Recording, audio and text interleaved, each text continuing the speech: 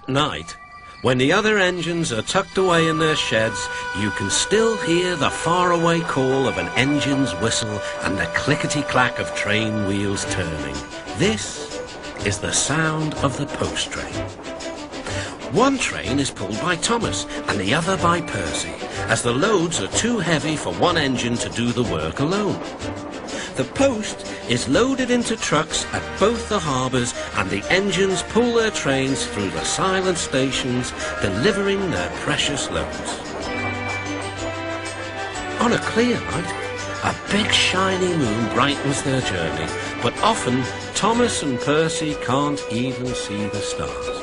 But whatever the weather, lamps along the track always light their way. One night, Percy was waiting at the junction. The main line train was late. At last, Henry arrived. "Sorry," he puffed. "The mail boat from the mainland was delayed." "Come on, Percy," said his driver. "Let's make up for lost time." Percy puffed along as quickly as he could, but the sun was already rising as he finished his work. "Never mind," thought Percy. "It's nice to be up and about when it's the start of a new day and there's no one else around." Percy was not alone for long. "Bother," said Percy. "It's that dizzy thing, Harold." "Good morning," whirred Harold. "I always said railways were out of date, but you're so slow with the post, you should give everyone their stamps back. Post haste." Percy was too tired to explain. "Bird brain," he muttered. "Good morning, Percy," called Duck. "You're up early." "No, you're wrong," sighed Percy. "I'm back, tired and late." He rolled into the shed and fell asleep almost before his buffers touched the bar. His driver decided to set off early that evening. Thomas was waiting at the station. "Thank goodness I've a chance to speak to you. Driver said that the person in charge of the post has complained to the Fat Controller about the delay last night." "But that wasn't my fault," replied Percy. "I know," said Thomas, "and so does the Fat Controller, but this post person wouldn't listen. Tonight we'll just have to be quicker than ever before."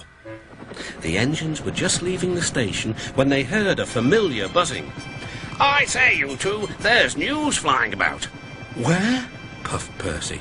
"All over the place. They're going to scrap the post train and use me instead. Wings work wonders, you know, always." "Rubbish," puffed Thomas.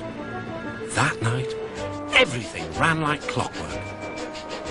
Thomas and Percy steamed through the stations, making good time everywhere they went.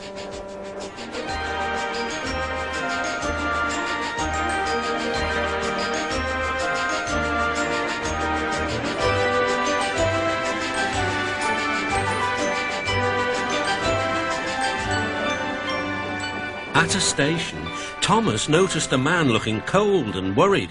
He had missed his train home. "We can give you a ride," said Thomas's driver, "but it will be rather uncomfortable." "Thank you," said the man. "Anything's better than sitting here." The next afternoon, Percy passed the airfield and saw Harold. "Hello, Lazy Wings. Are you too tired to fly today?" "The wind's too strong. I've been grounded," grumbled Harold. "You need rails," laughed Percy. "They work wonders, you know. Always." That night, the Fat Controller showed the two engines a letter. It was from the man who had missed his train. "He thinks you are both splendid," said the Fat Controller, "and everyone says that the post train is the pride of the line."